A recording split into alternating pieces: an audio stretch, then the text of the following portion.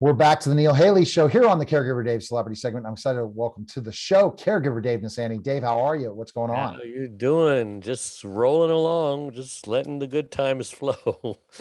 Isn't it? It's amazing. It's January. Let's just without COVID would be great, better, but we're dealing with it, and I guess we'll say this forever. So let's just go. But our guest today, I'm so excited about Dave because again, he's telling me about the Super Bowl parties. I wish I would have met him earlier. You need to go with him to the Super Bowl parties. You are in LA. He's going to be doing Awesome. a lot of interesting things. So I'm excited to welcome for him the CEO of Stewart's Enterprises, Tony Gaines. Tony, thanks for stopping by. How are you, man? I'm doing great, guys. Really appreciate the time. I'm doing absolutely wonderful.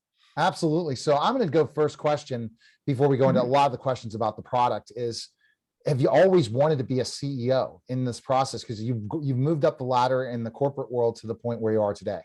So tell us about that. Yeah.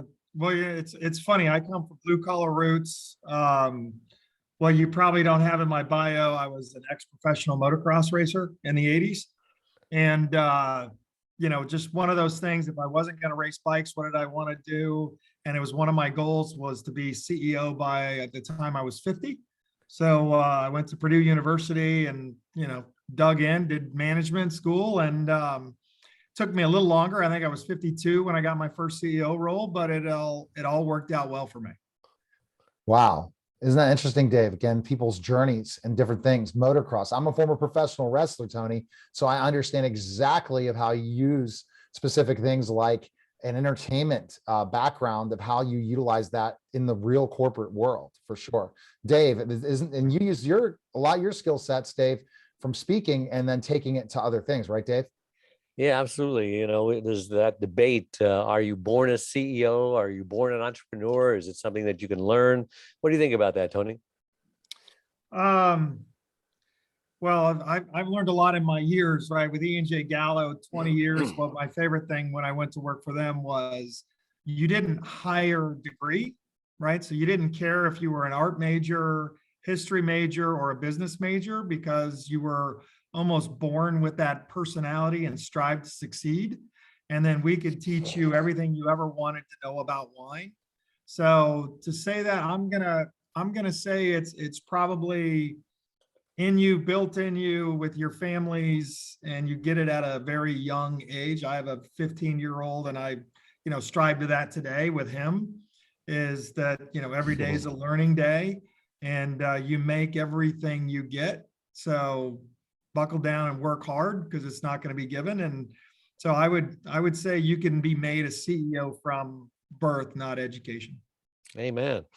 I believe you're born with it and you develop it, but everyone has their talents and you have to figure out those talents. And according to Gallup, I took the Gallup test.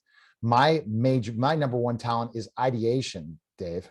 And so ideation and strategy. I don't even know what that word means. Neil. Ideation is coming up with ideas. I'm an idea guy. Someone throws an idea at me. Ideation. Okay. Ideation. And so at first it sounded like it could be even conspiracy, but I have figured that out, Tony, that ideation really is a great thing because when people present big things and you can make it into a strategy very quickly, it takes you down that road. And I think that there's certain skill sets CEOs have, but I think also CEOs are great delegators, right, Tony? They're able to delegate the things they're not great at and do the things they're great at, right? And be able to really see how they flow. Did you learn that from motocross?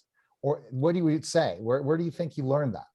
The delegation side. So yeah, motocross is obviously part of it because you have mechanics and team members, family, parents, right? So you have to delegate because you can't do it all. And I think I learned a majority of that actually through my career and just learning who you are. I'm not a process guy. Ideation, absolutely. Will I work harder than anyone? Of course. But if you had to put me in front of a computer and do spreadsheets all day, it's not going to happen. I'll be terrible at it. So I had to learn early, I guess, from motocross and from the rest of it to delegate and put the right team around you. We've all seen the books. I'm a big Stephen Covey fan. We've all seen the books, put the right people in the right seats. And that's probably what's made me the most successful as a CEO is I got some people around me that can make me look silly on the things that I'm not good at. And then, well, you got to do it. I love that. So how old were you when you started doing motocross, and what kind of accidents have you had? Because everybody in motocross breaks something sooner or later, right? Ugh, the show could go on forever on that one. I started racing in 1978 on an MR50. I turned pro at 15, and I have broken 23 bones, 10 concussions, and a lot of scars. Yeah. What keeps you going, Tony? I mean, are you married? Does your wife tell you you're crazy? Yeah, well, of course she does. Yeah, I'm married, and like I said, a 15-year-old. What keeps me going is probably what I got out of motocross. That's the strive to succeed, right? I just cannot fail mentally. It wakes me up at 5 a.m. and keeps me answering emails and phone calls on weekends. I'm actually currently in Costa Rica doing this, so it kind of gives Oh, you my whole attitude towards business and life is right. If you're not moving, you're dying. And in my world, if I'm not moving, I'm probably not waking up. So you you're got to not go. doing you're not doing motocross down there, are you? No, no, No, no. no, no, he's not doing motocross. So in Costa Rica, so is it business work involving the company, or is it pleasure? A little bit of pleasure. I had to work over the holidays on a few things, and I got a wonderful group of friends that are business associates. One of the best channels out there is the convenience channel, and I have a lot of friends from that world. And one of them here is actually getting not, well, it's hard to say remarried, so he's renewing his vows with his family, and it's a small group of friends that used to own Tedeschi's, Mavericks, several other chains that we get together as a group and just relax and have a good time. Oh, So, nice. surrounding yourself with the right people is an important thing as a CEO, isn't it? To learn from the other great thought leaders. Do you agree? I agree 100%. Yeah, I try not to surround myself in general with like-minded. And right, you want someone to say no. You want someone to tell you you're an idiot, to put it bluntly. Because if you just have yes men, yes men, women, you literally just stand still. So you just can't have that, right? Because everyone is not perfect and they don't have all the answers. So I definitely try to surround myself with positive people that can challenge me every day. Tony, they say that the fruit doesn't fall far from the tree. Does your kids, I assume you have a son, is he gifted with entrepreneurial skills? Is he got that bug for motocross? I mean, how much is he like you? And that's kind of funny because I think he gets half of his A's from negotiating with the teachers. So he's a gifted salesperson from early on in life. I have put him on a motorized vehicle and I've taken him off because yes, he is like me and he only knows one speed, and that's full on. So we got to kind of keep him tame. I put him on a quad, a four-wheeler. I have a Can-Am with a roll cage that I drive because exactly I can't go slow, as they say, which is why I can never race or ride again, because it sounds arrogant, but I just can't go slow, right? It's someone who's a race car Yeah. driver driving on the freeway. They're not driving 55. They would rather sit in the passenger seat. How old is he, your son? He's 15 and a half, just got his permit. Yeah. Yeah, So when you were wait, 15 and a half, did you have a parent who also was concerned about you, or did you have more freedom? Well, yeah, I come, like I said, blue collar, diverse background. At 15 and a half, I was driving myself to the races. that's So fantastic. in California and New Mexico. So I was driving illegally and going everywhere I could to race. So you raised yourself, basically. So, Yeah, from about 13 and a half, 14. Yes. so tell me the day in a life of a CEO for your company. Like, what does that take? Because people don't understand that. You're an entrepreneur and you're a CEO where it's not your business. You've not been appointed as a CEO. You've worked your ladder up the ladder in the corporate world to get this opportunity. It's a lot different than an entrepreneur. And I think people miss that. There's a different thing. C-suite versus the boardroom versus entrepreneur, sole proprietor, whatever, different things. Tell us a day in a life in that kind of role. Yeah. Well, day in a life is the 5 a.m. wake up, if you will, constantly thinking about strategy, to your point of ideation. So every day I wake up, it's, what's the next day going to look like? What's our future growth? What products are we going to come out with? how do we make sure we're doing well in corporate America? Financial numbers are hitting. That's the start at 5, coffee by 5:30, first meeting at 6 with usually numbers, projections, the problem of the day, which will be 1 or 2. And then by 10, I'm on the phone with either investors, board members, with their great idea. Some of them are absolutely wonderful. Some of the questions are unique. I'll put it at that. By noon, you're entertaining a client or talking to clients. By 2 o'clock, your strategy with your leadership team. And then by 5 o'clock, you're setting, if you will, the world for the next day. And by 6:30, you're having dinner with your family before the 8 o'clock discussions with Asia. And I should have mentioned the earlier 6 a.m. discussions with Europe. So, obviously as a CEO role of a global company, it's 20 hours, it's 20 hours a day. So Wow. And that then gives you weekends, kind of a- weekends too, or it depends? Depends if you're, weekends, yes, weekends are for families, but it's usually the great thing about my family, they sleep in longer. So my weekend work is 5 a.m. to 8 a.m. Then they wake up and then they get my time. All right. Okay. Dave, next question. Then we're going to get into the product. I'm excited to learn about about the seltzer, and then especially LA, the Super Bowl, and all those different things. But go ahead, Dave. But it's almost like you're a dichotomy because most entrepreneurs are anti-corporate world, unless they start their own company and then all of a sudden they've got to become the CEO of their own company. How big of an adjustment is that? Because am I right that most entrepreneurs avoid the corporate world like the plague? You're completely right. And that's usually because they can't either deal with management or structure, if you will. Luckily for me, my first 20 years was with the E&J Gallo Winery, which you were an entrepreneur in the sense of a sales rep, from all that time of running distributors, running key accounts and just different businesses.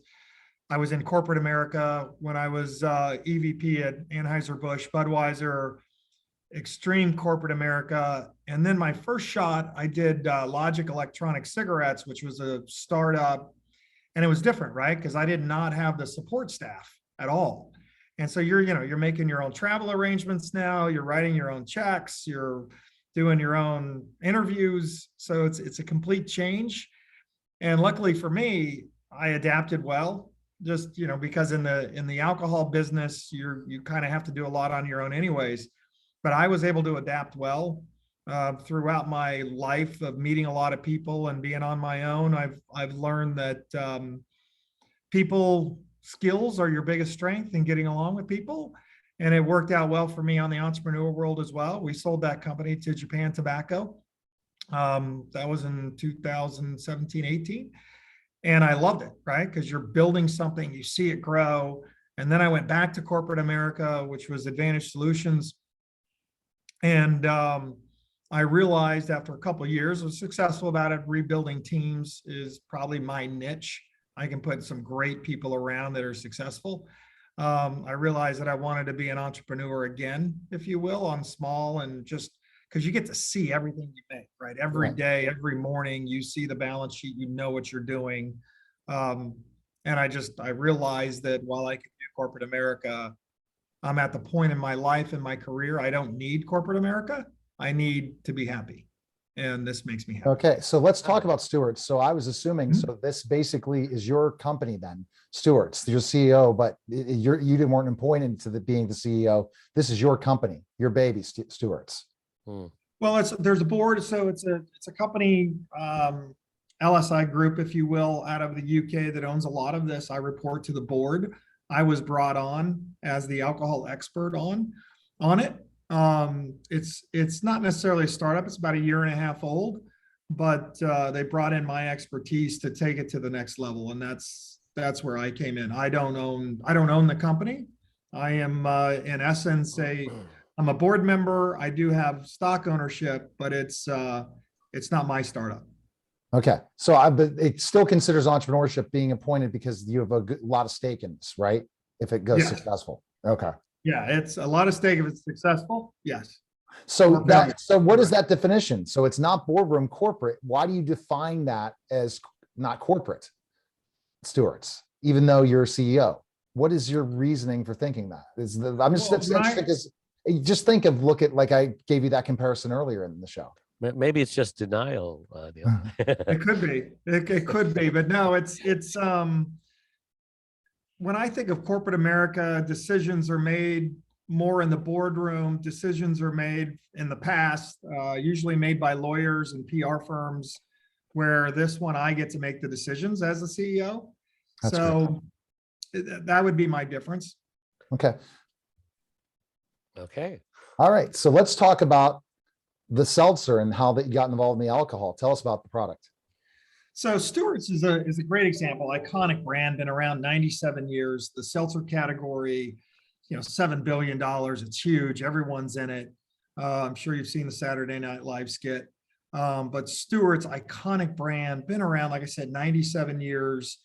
And seltzers are hot, right? Seltzer, carbonated beverage, low calorie. And Stewart's was a great item to do that. So with Stewart's, like I said, been around 97 years. It was easy transition to take Stewart's, add alcohol to it, and create a brand that was low calorie, hard to say better for you, right? Because it's alcohol in general, but it's a low calorie, low sugar, gluten-free, easy beverage, if you will. God, you're making it sound healthy. Well, I can't actually say that because they might call me, but no, it's definitely an easy drinking, right? So I come from obviously the Budweiser days, Mick Ultra. You see their advertising, which is 95 calorie beverage you don't need to work out for. So now we're talking 100 calorie beverage that actually tastes like Stewart's root beer. What's the actual liquor that's in it? It's called a sugar brew. So alcohol in general is, right, sugar and yeast. Yeah. So it's sugar brew, sugar and yeast. No one's doing that, right? You're the only one, or no? Oh, they're all doing it. They're all doing it, Dave. Oh my gosh. What are this? We're not gonna mention competitors, but everyone knows those. They're all out there. You're going to parties, Dave. Maybe not in LA, but when I'm going, they're always there. And they're great because I think they're great because they taste so good, right? Some alcohol doesn't taste good. So if you can make it so it tastes good, people are more interested in it. I know my daughter's probably drinking all that stuff because she's always offering, hey, you want this little thing here? What's that? And here's a great example on taste, right? So Stewart's root beer just got named top 10 seltzer SKU or flavor by Seltzer Nation last week. And so obviously it's about flavor, taste. Well, I have a gas station convenience store, so they sell them in there too, right? Absolutely. But you need a beer permit, probably alcohol permit. Yeah. I mean, it's the US since 1933 has, obviously roughly 1,500 individual state laws from the distributor to the retailer and to the manufacturer. It's a little insane, but yeah, licensing, taxes. Don't want to bore the listeners on that one, but no, see, that interests us. See, podcast, so radio and TV and podcasting, they love to learn new things. They want to hear selling. I learned so much just from talking to you, Tony, and I love it. That's exactly the fun thing about having those conversations, something that people will learn more and more about. No, it's not boring. It's interesting because the seltzer industry. So where do you see things? Last question for you. Where do you want to be as CEO? Do you want this to be your last gig as a CEO, or what's your ultimate goal as a CEO in your career in business?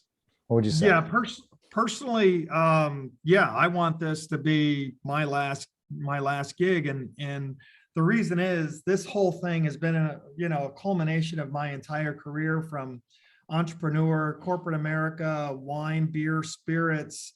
My wife and I actually got married at the Stores Mansion in Omaha, Nebraska, which is an old beer. So it's just kind of like my entire life has been built up to run Stewart's. We didn't mention Hard Rock, so we have Hard Rock, which is going to be that ready to drink alcohol-based product as well. But the culmination of my career has been this, and we're growing it globally. We're in about 22 states this year. We'll be in all 50 next. Globally, we're going to launch the UK, Ireland, Australia, Taiwan, Korea, Mexico, Canada. Wow. So just everything for me in my professional career has been built up to this, which is why I'm so excited about it and want it to be my last. And then as it's my last 5-8 years from now, maybe I'll become a podcast guy. I don't know. That's when you give me a call and we'll definitely chat about that. But I want to definitely stay in touch with you. Dave has a question. That's why he's called the caregiver. Go ahead, Dave, with your caregiving question. So I've been an entrepreneur all my life, been in restaurant business, gas station business. I was an inventor. My wife had a stroke 25 years ago, went through that. She still can't talk or walk, but she, can communicate non-verbally through Pictionary charades. She has a power chair. We travel the world.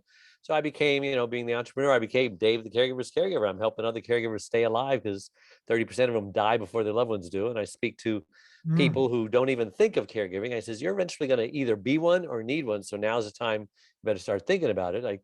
I've got a website, caregiverdave.com, writing my 4th book. So my question to you, Tony, is have you thought about caregiving? I mean, you're getting up there in years. I don't know how your parents are and their health, but do you worry about having to become a caregiver one day, or your kids maybe caregiving you? To your point, both. I worry about me because 23 broken bones. Orthopedically, I'm probably a wreck, right? Spine fused. You must have some arthritis going on there too, right? Yeah, whole body. So, which is funny because because of the great real estate boom, to protect the family, if you will, I sold my last home. So I live in Scottsdale.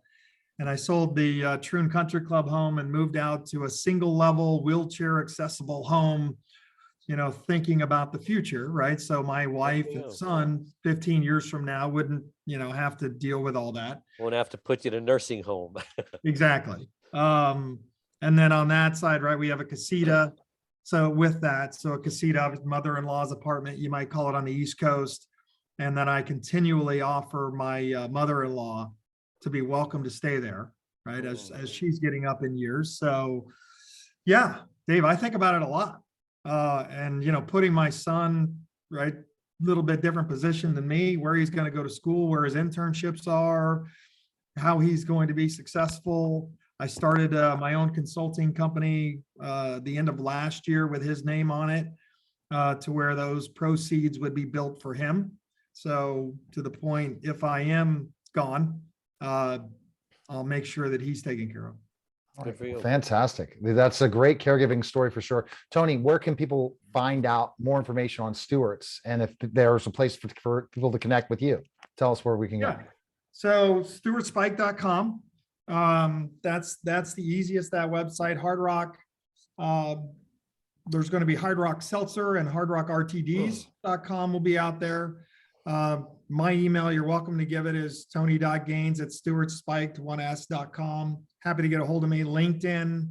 I got probably like you, Neill, I have a couple thousand plus or more followers. You can find me on LinkedIn. My personal information is on LinkedIn because I truly love helping people. That's and great. I do a lot of that. So you're welcome to find me on LinkedIn and email me directly on my personal as well as what's on there, gaines150@me.com. And 150 was my pro number, Neill, in case you needed it, if you want to know why it's 150. Oh yeah, so we'll have to have you on to talk about motocross at one point. But does Stewart's have a non-alcoholic version of that by any way? Well, we have another brand that's coming, and it's actually called Bounce Back. It was on Forbes December 25th issue, and it's we can't legally call it a what can we call it? A post-social drink is what we can call it. It has essential amino acids that help you recover in case you did something stupid the night before. So you hangover drink. I can't say that, but you can. Yeah, no, don't want to get them in trouble, but appreciate it. Well, is it doing well, or it's not out yet? It's doing great in the UK and Ireland, right? It's sold through there. We're currently working in the US. It comes in February, March. We're working with a great company, GoPuff. I'm sure you've had the GoPuff crew on before. We're working at that to launch it there first, and then at retail and our alcohol distributors. Like we talked about, we're in about 22 states, all with alcohol distributors, 3-tier system. Oh, wow. And then we'll use that as the post-social drink when you buy Stewart's or Hard Rock products. All right. So sharp. Perfect. All right. Post Well, we social. appreciate you guys. As a It's great marketer. conversation. I'm going to connect with you, Tony, right when I get off LinkedIn. I have about 19,000 plus connections on LinkedIn, Oh, perfect. 19,500. I'm going to definitely connect with you. And I'm really getting into LinkedIn more. It's weird how you get in these phases, but LinkedIn is really an amazing place to meet amazing people like Tony. All right. We appreciate it, guys. Take care. And that was the Caregiver Dave celebrity segment, guys. Take care.